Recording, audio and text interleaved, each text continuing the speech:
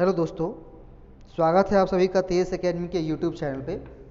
दोस्तों, जैसा कि आप सब जानते हैं कि इस चैनल के माध्यम से हम लोग एनटीए यूजीसी नेट जीआरएफ और PhD admission test PAT exam से रिलेटेड जो महत्वपूर्ण कंटेंट है उसके वीडियो लेक्चर्स आप तक पहुंचाते हैं और साथ ही साथ उस महत्वपूर्ण कंटेंट से जो से प्रश्न हैं जो कि बहुत ही ज़्यादा इम्पॉर्टेंट है, जो कि हमारे द्वारा तेज एकेडमी के द्वारा बनाए गए हैं और कुछ प्रीवियस ईयर भी इंक्लूड किया गया है, उससे रिलेटेड पीडीएफ भी आप लोगों तक पहुंचाया जाता है।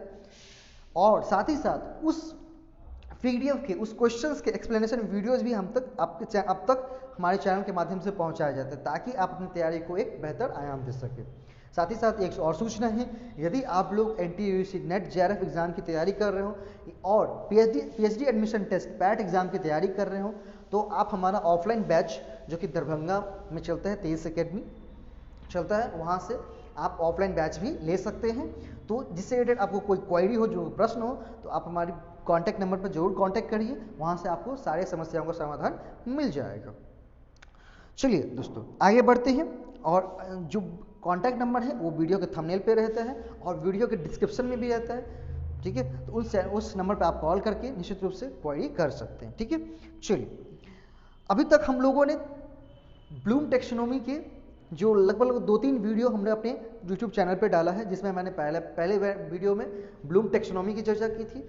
फिर उन्होंने जो बाइफोकेट किया है उसे 3 डोमेन के अंदर, तो 2 डोमेन कॉग्निटिव डोमेन और अफेक्टिव डोमेन, दोनों की वीडियोस अलग अलग आपको प्रोवाइड किए गए हैं। तो यदि आप लोगों ने इससे पहले वाला वीडियो नहीं देखा है तो आप हमारे यूट्यूब चैनल पर जाइए, वीडियोज़ के प्लेलिस्ट पीएचडी प्लेलिस्ट में वीडियोज़ वाले फाइल में आपको मिल जाएंगे, वहाँ से आप सारे वीडियोज़ को देख सकते हैं। और आज ये ब्लूम टेक्सोनोमी का लास्ट वीडियो है, तो इसमें आपसे रिलेटेड जो भी कंटेंट हैं वो आपको भेज दिया जाएगा, साथ ही साथ आपको इससे रिलेटेड जो क्वेश्चंस हैं वो भी आज भेज दिए जाएंगे।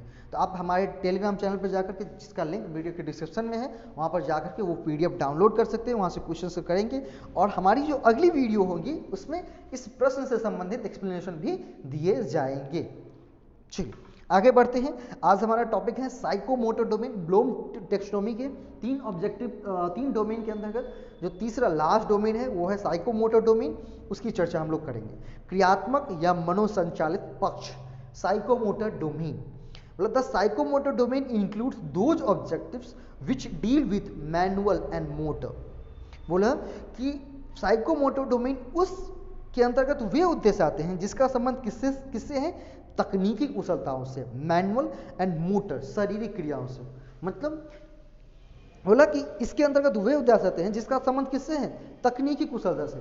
टेक्निकली आप क्या है, स्किल्ड हो रहे हैं उससे, और शारीरिक क्रिया जो आपका बॉडी जो एक्टिविटी कर रहा है उससे संबंधित है। ये उद्देश्य जो है वो कहाँ आते हैं? साइकोमोटर डोमेन के अंतर्गत आते हैं, ठीक है। The psychomotor domain includes those objective which deal with manual and motor. मतलब शारीरिक क्रियाओं, शिक्षण संबंधित जो शारीरिक क्रिया है या तकनीकी कुशलता है से संबंधित जो भी उद्देश्य है वो कहाँ पे आते हैं? साइकोमोटर डोमेन के अंतर्गत आते हैं। चलिए दोस्तों, आगे बढ़ते हैं। मनोसंचालित क्षेत्र को 5 उपवर्गों में विभाजित किया गया है। इससे पहले भी आपने वीडियो देखा था कि कॉग्निटिव डोमेन को 6 उपवर्गों में बांटा गया था। एक बार रिवाइज कर लेंगे। पहला था नॉलेज, दूसरा था आपका बोध कॉम्प्रीहेंशन, तीसरा था आपका प्रयोग एप्लीकेशन, चौथा था आपका विश्लेषण एनालिसिस, पांचवा था संश्लेषण सिंथेसिस और छठा था इवैल्यूएशन, ठीक है। उसके बाद जो भावनात्मक पक्ष थे उसमें 5 उपवर्ग थे। क्या क्या? आग्रहण रिसीविंग, दूसरा प्रतिक्रिया रिस्पॉन्डिंग, तीसरा था आपका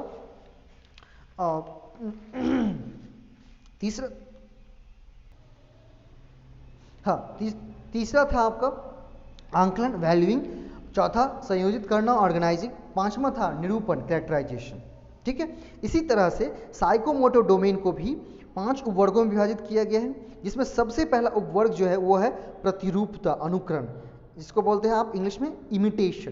क्या बोलते हैं उसको? इमिटेशन। मतलब इसके अंतर्गत छात्रों के कौशल को अपनाने का प्रयास किया, छात्रों के कौशल को अपनाने का प्रयास किया जाता है, ठीक है। छात्रों के नहीं, इसमें थोड़ा सा गलत लिख दिया गया चीज़ है। इसके अंतर्गत छात्रों द्वारा कौशल को अपनाने का प्रयास किया जाता है, ठीक है।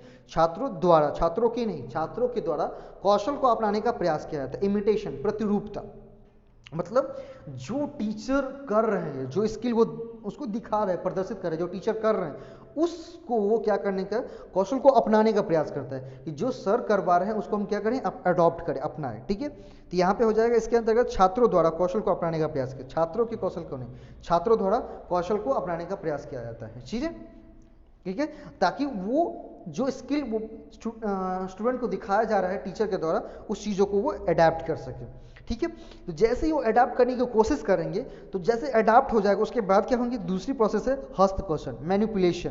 बोला इसके अंतर्गत छात्रों द्वारा कार्य को पुनः किए जाने की संभावित क्रियाओं में से उपयुक्त क्रिया की पहचान की जाती है। ठीक है, तो आपने उस स्किल को अपनाया, अब आपको छात्रों को ये देखना है कि जो कार्य किया जाना है उसकी क्या क्या संभावित क्रिया हो सकती है। मतलब अगर आपको लिखना है तो मैं पेन से लिखूं या पेंसिल से लिखूं, तो उस दोनों में जो संभावित है, या पेन या पेंसिल, उसमें से हम बेहतर उपयुक्त क्रिया का चुनाव करेंगे।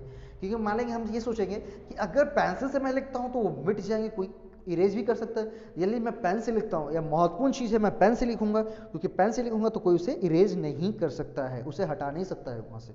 ठीक है, तो हम क्या करेंगे, जो भी क्रियाएं हमें करनी है उस क्रिया की उस क्रिया को करने में जो संभावित क्रियाएं, जो भी कार्य करने हैं उसमें उसको पूर्ण करने में जो भी संभावित क्रियाएं होंगी उसमें से हम उपयुक्त क्रिया, जो भी सबसे सेलेक्टिव, जो भी ऑथेंटिक होगा, उस एक्टिविटीज की क्या करेंगे, हम पहचान करेंगे।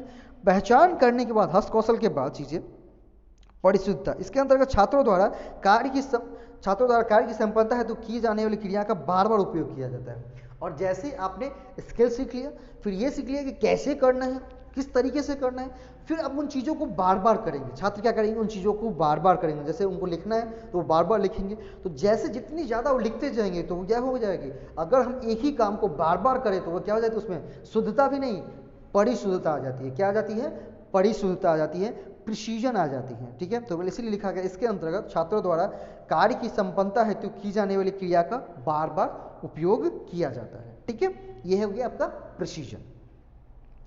चलिए, उसके बाद है चौथा आपको स्पष्ट अभिव्यक्ति, आर्टिकुलेशन। बोला इसके अंतर्गत क्रियाओं के परस्पर समन्वय, क्रमबद्धता तथा सुसंबद्धता आती है।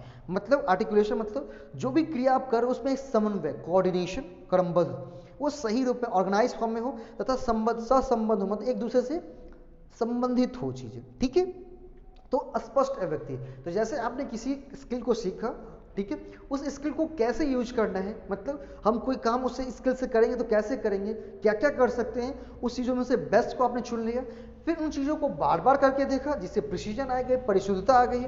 अब क्या कर रहे हैं, जैसे ही आप प्रिसीजन आएंगी तो वो क्या हो जाएंगे, स्पष्ट अभिव्यक्ति, वो क्या हो जाएगा, दिखने लगेंगे सब, वो क्या करने लगेंगे, होने लगेंगी, दिखने लगेंगी।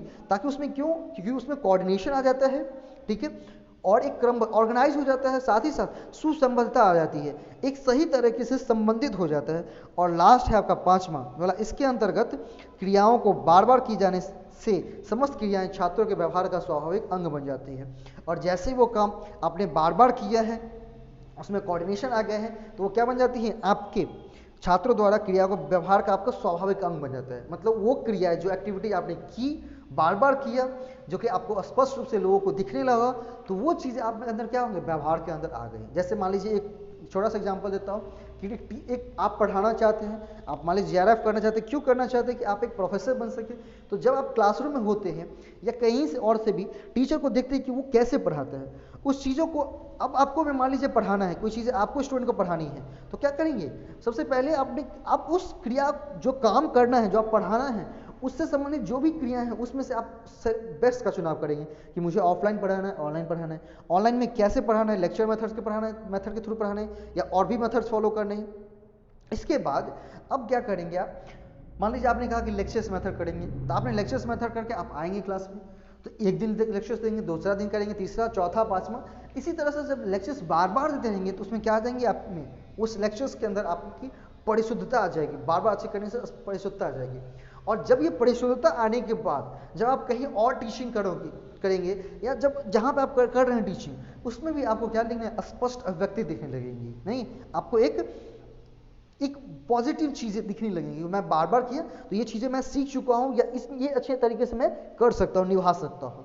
और जैसे ही वो आप लगातार बहुत दिनों तक करते हैं या बार बार आपने किया है, तो वो चीज़ें क्या बन जाती है, मनुष्य के आपके व्यवहार का एक स्वाभाविक अंग बन जाएंगी, नहीं एक नेचुरल थिंग बन जाती है। मतलब नेचर क्या होता है, कहते हैं लोग नेचर और सिग्नेचर नहीं बदलते। नेचर और सिग्नेचर क्यों नहीं बदलते, क्योंकि उन चीज़ों को आपने बार बार किए। सिग्नेचर भी आप बार बार करते, लगातार करते हैं, तो सिग्नेचर भी करते करते करते वो क्या मन में जा जाती है। आपको पेन कैसे भी दे दिया जाए, पकड़ जाओ सही तरीके से सिग्नेचर, आप बूढ़े भी हो जाए तो भी वही सिग्नेचर करेंगे। और नेचर में क्या है कि जो चीज़ें आप जैसे करते आ रहे थे उस चीज़ों को अपने व्यवहार में उतार लिया है, वो चीज़ें आपके व्यवहार में उतर चुकी हैं, तो वो कभी भी बदली नहीं जा सकती। ठीक है, चलिए, थैंक यू सो मच।